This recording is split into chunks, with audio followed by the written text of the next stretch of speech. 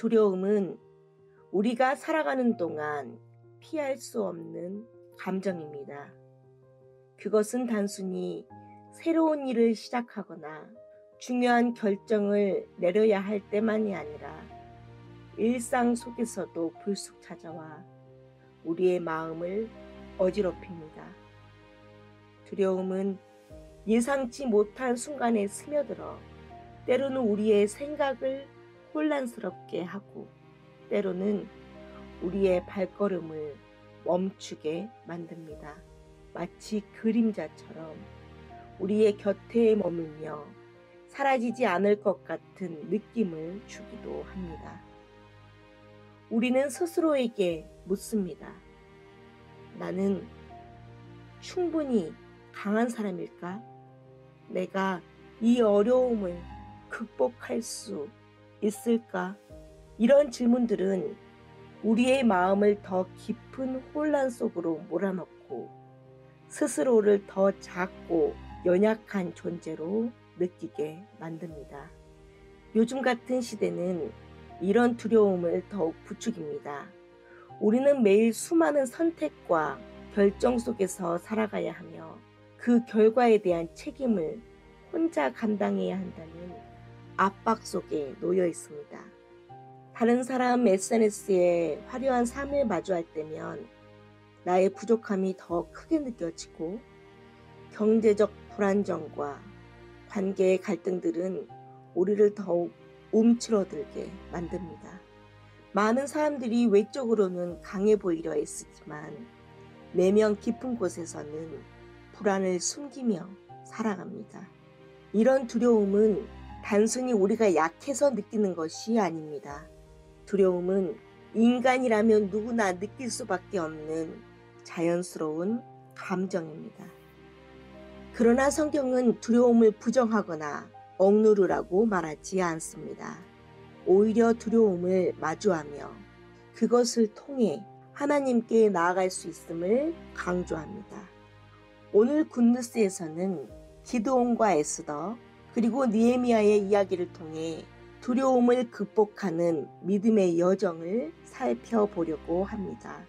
이들의 이야기는 두려움 속에서도 하나님을 의지하는 믿음이 우리를 어떻게 새롭게 변화시키는지 보여줍니다. 먼저 기드온의 이야기를 떠올려 보세요.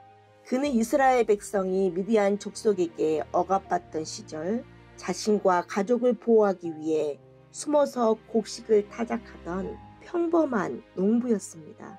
어느 날 하나님께서 그에게 나타나 말씀하셨습니다. 너는 이스라엘을 미디안 손에서 구원할 용사이다. 기드온은 깜짝 놀라며 대답했습니다. 저는 가장 작은 지파에 그 중에서도 가장 약한 사람입니다. 그의 말 속에는 자신의 부족함과 두려움이 고스란히 담겨 있었습니다. 기드온의 반응은 우리의 모습과 다르지 않았습니다. 예상치 못한 도전과 책임을 마주할 때 우리는 자신이 부족하다는 생각에 주저앉고 싶어집니다. 그러나 하나님은 기드온의 연약함을 아셨음에도 불구하고 그를 부르셨습니다. 내가 너와 함께 하리라. 이 약속은 단순한 위로의 말이 아니라 하나님께서 그의 삶 속에서 직접 일하시겠다는 확신의 선언이었습니다. 기드온은 하나님을 신뢰하며 한 걸음씩 나아갔고 그의 작은 신뢰는 결국 하나님의 위대한 기적으로 이어졌습니다.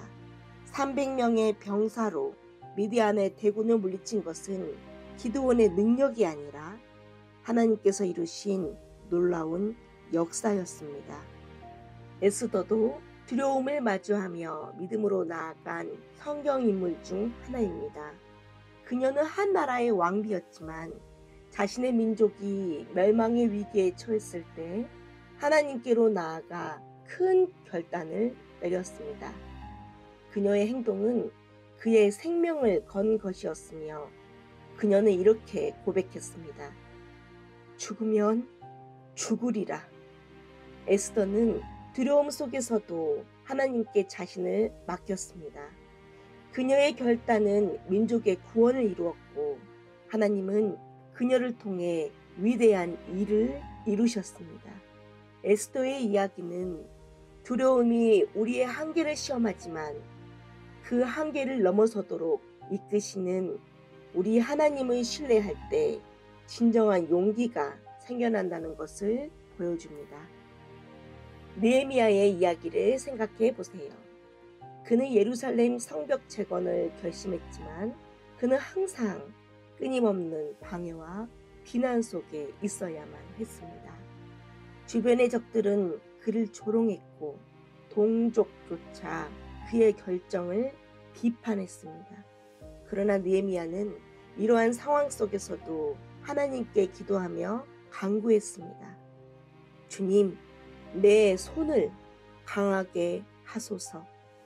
그는 자신의 연약함을 인정하면서도 하나님의 강함을 의지했습니다. 결국 그는 하나님의 도우심으로 성벽을 재건하며 하나님의 영광을 드러냈습니다. 우리도 오늘날을 살아가며 두려움에 직면합니다. 사회에서 중요한 결정을 내려야 할 때, 가정에서 큰 책임을 맡아야 할 때, 또는 삶의 불확실성 속에서 길을 잃었다고 느낄 때, 우리는 기드온과 에스더, 느헤미야처럼 스스로에게 묻곤 합니다. 나는 과연 할 수 있을까? 라고 말입니다. 그러나 하나님은 우리의 약함을 사용하셔서 당신의 강함을 드러내십니다. 두려움은 하나님께로 나가는 통로가 될 수 있으며 우리는 그분의 능력을 통해 새로운 용기와 힘을 얻게 됩니다. 혹시 지금 여러분의 마음에도 무거운 짐이 느껴지나요? 두려움과 불확실한 상황 속에서 앞이 보이지 않아 주저하고 계신가요? 그렇다면 기억하세요. 하나님은 우리의 연약함 속에서도 강하게 역사하시는 분입니다. 우리가 가진 두려움은 결코 끝이 아닙니다. 그것은 하나님께로 나아가는 시작입니다. 이제 결단할 때입니다. 두려움에 갇혀 멈추지 마세요. 하나님께 여러분의 마음을 솔직히 내어놓으세요. 하나님, 제 두려움을 당신께 맡깁니다. 제가 혼자 설 수 없을 때 당신의 손으로 저를 붙잡아 주세요. 이 고백은 단순한 말이 아니라 삶을 변화시키는 믿음의 첫걸음이 될 것입니다. 오늘의 이야기가 여러분의 삶에 새로운 용기와 희망을 전하기를 기도하며 오늘의 굿뉴스를 마칩니다.